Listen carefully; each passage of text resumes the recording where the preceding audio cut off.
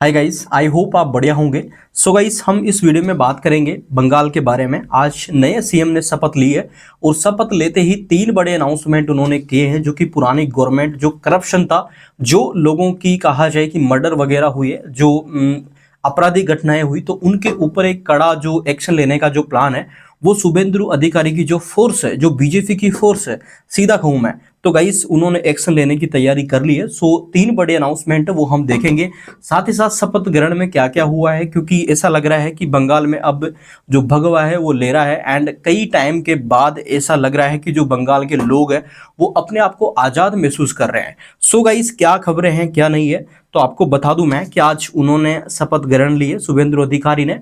और कल जो अमित शाह है उन्होंने अनाउंसमेंट किया था कि उनके जो बीजेपी के बंगाल के पार्टी के अध्यक्ष कौन होंगे, तो शुभेंदु अधिकारी को उन्होंने बनाया था। और अब देखिए उनके साथ साथ और भी 5 बड़े चेहरे थे जिन्होंने आज एक बड़ा जो अपना पदभार है वो संभाला।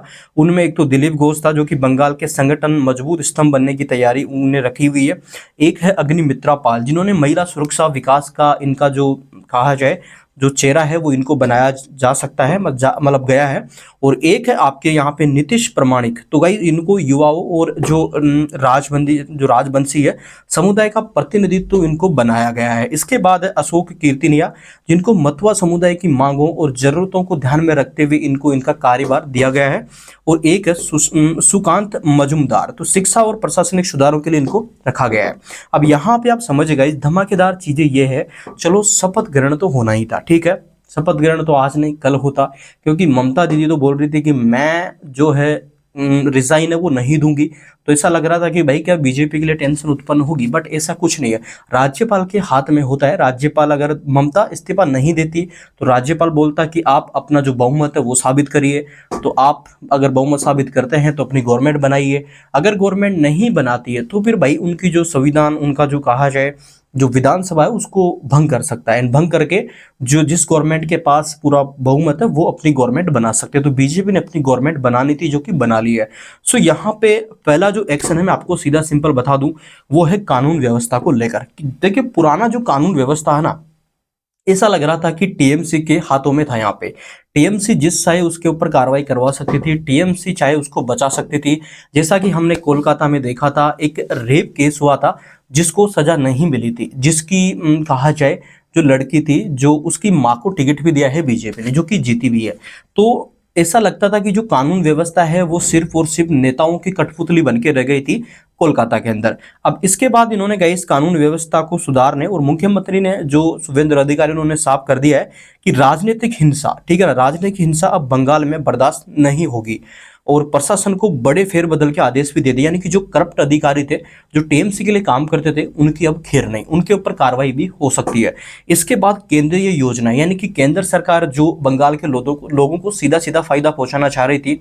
देखो मैं मान के चलो मैं जिस स्टेट से हूँ ना, जिस स्टेट से हूँ मैं, मान के चलो मैं यूपी से हूँ, बिहार से हूँ, तो मेरे स्टेट में क्या है कि किसानों को 2,000 रुपये मिलते हैं पीएम किसान जो सम्मान निधि योजना के तहत। और यहाँ पे जो आयुष्मान एक कार्ड बनता है जिसके थ्रू 5 लाख रुपए तक का आई थिंक फ्री इलाज भी करवाया जाता है। तो ये सारी जो योजना है ना, ये केंद्र की योजना है, ठीक है ना, जो हर एक स्टेट में केंद्र जो है जो स्टेट गवर्नमेंट है उसको लागू करने के लिए मंजूरी मांगता है। तो यहाँ पे ममता बनर्जी क्या कर रही थी, ये जो योजनाएं हैं इनको पारित नहीं कर रही थी, इनको लागू नहीं होने दे रही थी। तो भाई अब इनका जो फायदा है वो किसको मिलने वाला है, बंगाल को भी मिलने वाला है। यानी कि इनके जो मंजूरी थी उस पर यहाँ पे शुभेंदु अधिकारी ने आते ही साइन कर दिया है, मोहर लगाती है कि अब वहाँ के जो किसान है, वहाँ के जो गरीब तवज्जा है, जो बीमार, मतलब जिनको इलाज कराने के भी पैसे नहीं होते, तो उनके लिए आयुष्मान कार्ड, और साथ ही साथ जो किसान है उनको 2,000 रुपये आई थिंक देते होंगे। तो वो जो 2,000 रुपये की किस्त देते हैं एक सम्मान के तौर पर, आई थिंक उससे होता कुछ नहीं किसान के लिए, बट किसानों के सम्मान के लिए दी जा रही है, ठीक है ना। एक सम्मान का एक नजरिया अगर अपन रखें तो ये बहुत बढ़िया है, किसान का सम्मान करना। इसके बाद भ्रष्टाचार, देखो बंगाल में भ्रष्टाचार चरम पर था। जिस तरीके से भाई मैं देखो किसी पार्टी का सपोर्ट करूं ना करूं, बट मैं हिंदुत्व और साथ ही साथ मैं गाइस देश का सपोर्ट करता हूं। इससे ऊपर मेरे लिए कुछ भी नहीं है। देखो देश से बड़ा मेरे लिए ना मेरा धर्म है, ना मेरे लिए कोई राजनीतिक पार्टी है, मेरे लिए सबसे बड़ी है मेरी मातृभूमि। सो गाइस यहाँ पे देखिए भ्रष्टाचार, जिस तरीके से जो पिछली गवर्नमेंट है वो भ्रष्टाचार कर रही थी, फैला रही थी, साथ दे रही थी उनका, तो गाइस उनकी जांच को लेकर भी यहाँ पे इन्होंने एक STF यानी कि स्पेशल टास्क फोर्स इन्होंने नियुक्त करी है। यानी कि अब भाई उन सब की जांच होने वाली है जो पहले बीजेपी को धमकियां दे रहे थे और उनको लग रहा था कि वो बच जाएंगे और उनका राज आ जाएगा तो वो ये सब अलग कर देंगे, यानी कि वो ये जांच नहीं होने देंगे। जैसा कि ममता बनर्जी का पता नहीं क्या लगता है वो अभिषेक बनर्जी, वो सीधा धमकी देता है, और भी कई सारे नेता थे वो भी धमकी दे रहे थे। उनको लग रहा था कि उनके जो काले चिट्टे हैं वो दबे ही रह जाएंगे, उनकी गवर्नमेंट आ जाएगी, बट आई थिंक ऐसा नहीं हुआ। तो गाइस ये इन्होंने 3 बड़े फैसले लिए हैं। पहला क्या है? पहला है कानून व्यवस्था को लेकर, दूसरा है केंद्रीय योजनाओं को लेकर, तीसरा है भ्रष्टाचार पर वार यानी कि स्पेशल टास्क फोर्स बनाना। तो ये इन्होंने गाइस बड़े एक्शन लिए। एंड शुभेंद्र अधिकारी ने यह भी कहा है कि जीत उनकी नहीं है बल्कि बंगाल की जनता की है जिन्होंने बीजेपी पे भरोसा करा।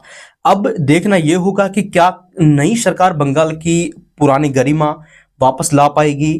क्या लगता है आपको गाइस यहाँ पे, क्या बीजेपी बंगाल की जरूरतों को देखते हुए पूरा कर पाएगी या यहाँ पे चीजें बदलेगी? देखो मैं आपको बता दूं ना, ये चुनाव किस तरीके से हमें समझना चाहिए।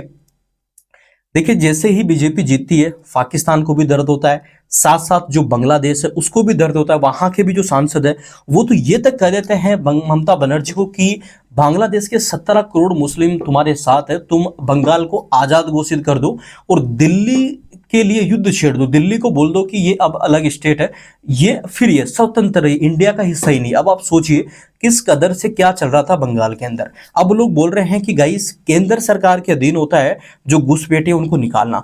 भाई अब क्यों भाग रहे हैं घुसपैठिए? पहले क्या कर रहे थे, पहले कहां पे छिपे हुए थे, अब क्यों भाग रहे हैं? एंड जो बीजेपी गवर्नमेंट है तो सीधा बोल चुके हैं कि या तो तुम चले जाओ या हम तुम्हें सीधा निकाल देंगे। तो आने वाले जो देख लेना आप, यहाँ पे आने वाले जो 5-6 महीने साल भर है वहां पे आपको पता चलेगा कि बंगाल की कैसे काया पलट होती है, कैसे बंगाल में चीजें सुधरती है। अब ये शुभेंद्र अधिकारी के हाथ में है कि वो क्या क्या एक्शन लेते हैं और वो कैसे लोगों की जरूरतों को पूरा करते हैं, कैसे वो हिंदुत्व का साथ देते हैं, कैसे बढ़ावा देते हैं। देखो मैं हिंदू हूं, मेरा धर्म कभी ये नहीं कहता कि किसी धर्म को मैं छोटा मानूं, किसी को मैं गलत ठहराऊं, ठीक है ना। मैंने भगवत गीता का पाठ किया है और मैंने आई थिंक कुरान के बारे में भी थोड़ा बहुत पढ़ा है। तो मेरा जो धर्म है वो ये नहीं कहता कि तुम्हारा धर्म गलत है, बट अगर सामने वाला बोलता है कि तुम्हारा धर्म गलत है, मैं तुम्हारे धर्म को, सामने वाले का धर्म ये कहता है कि तुम्हारा धर्म कुछ है ही नहीं, मेरा ही धर्म सब कुछ है, तो उस टाइम अगर आप आवाज नहीं उठाते हैं, आवाज आपकी नहीं खुलती है, तो फिर आई थिंक आप हिंदू कहलाने की भी लायक नहीं है। क्योंकि गाइस इस धरती पर महाराणा प्रताप भी है, शिवाजी जो छत्रपति शिवाजी महाराज है, संभाजी है, वो भी हुए हैं। तो गाइस थोड़ा समझिए हम क्या है, हम क्या थे और हम क्या बनते जा रहे हैं।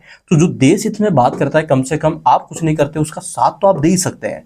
तो चैनल को सब्सक्राइब करना गाइस मिस मत करेगा, क्योंकि हम ऐसे ही आवाज उठाएंगे, हम ऐसे ही बातें करेंगे, हम ऐसे ही डिस्कशन करेंगे। तो एक आवाज है, इसको आप बुलंद कर सकते हैं। सो चैनल को आप सब्सक्राइब कर सकते हैं। Thank you guys.